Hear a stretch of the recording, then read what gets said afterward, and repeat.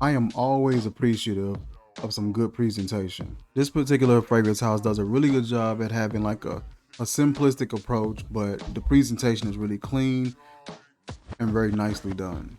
This particular house, Montagne Parfums. The name of this fragrance is called London.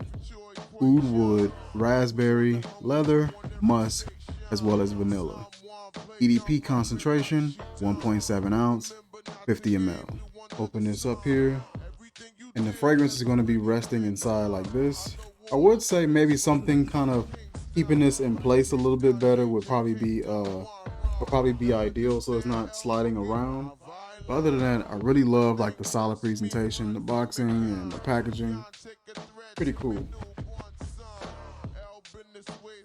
Here we have our fragrance. This is London. You got like a really light and pale sort of yellowish tint to that juice. And you got the notes listed right on the front. Handcrafted in New York, EDP 1.7. Now on my other two comes with the silver atomizer cap. This is my first one with, it's like a really light gold atomizer. And I want to say the atomizer on this one is different from the other two. So this is how that atomizer looks on that one. And I could be wrong, it might be the same. Yeah, I guess it's the same. I don't know why it seemed slightly different, like this one sits shorter or something like that. It looks just slightly different, but not by a lot. Maybe like the collar on this one stands a bit taller. Check the spray on this. Man, beautiful amount of juice comes out of there. Really nice atomizer. You catch that fragrance in the air as well. And we'll go ahead and try this on our hand here.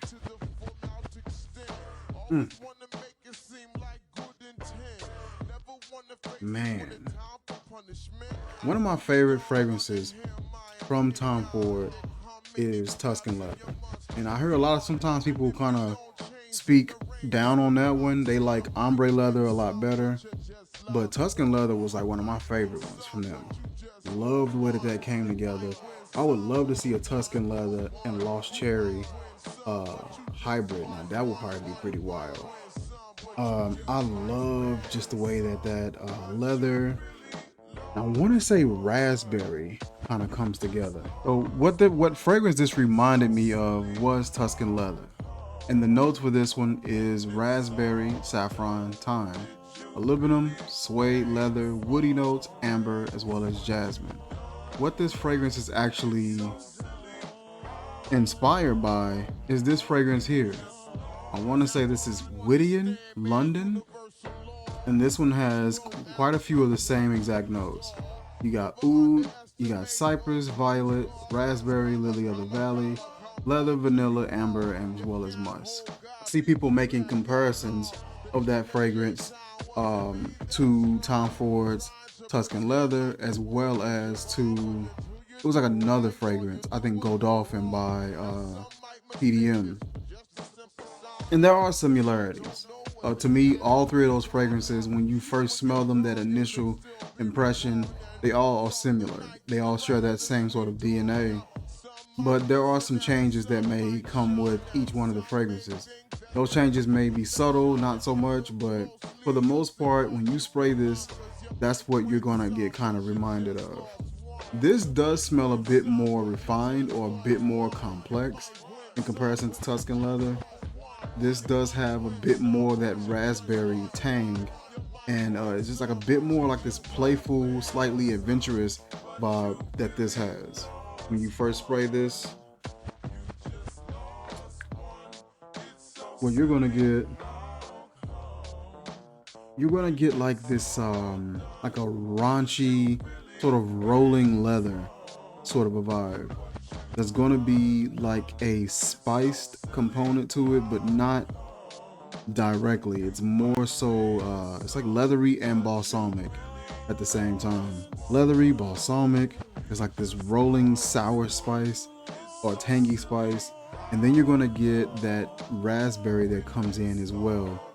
And there's like a faint watery or mouth-watering sort of a vibe to that raspberry. And it comes in as a little bit of airiness that's in there as well. Comes in, joins in with that sort of raunchy leather, and it just works really well together. There's like a faint amount of sweetness that's there, and the sweetness that's there, it smells like a resinous taffy almost. Like there's like a taffy, but it has like a resinous component to it as well. It's a leather scent that allows you to actually really like leather. Some of those mouth-watering components that it have, it just makes it such a likable scent. It's such a scent that's sort of disarms that apprehension that people have towards leather fragrances. The oud is smooth, not offensive at all, not animalic in any way.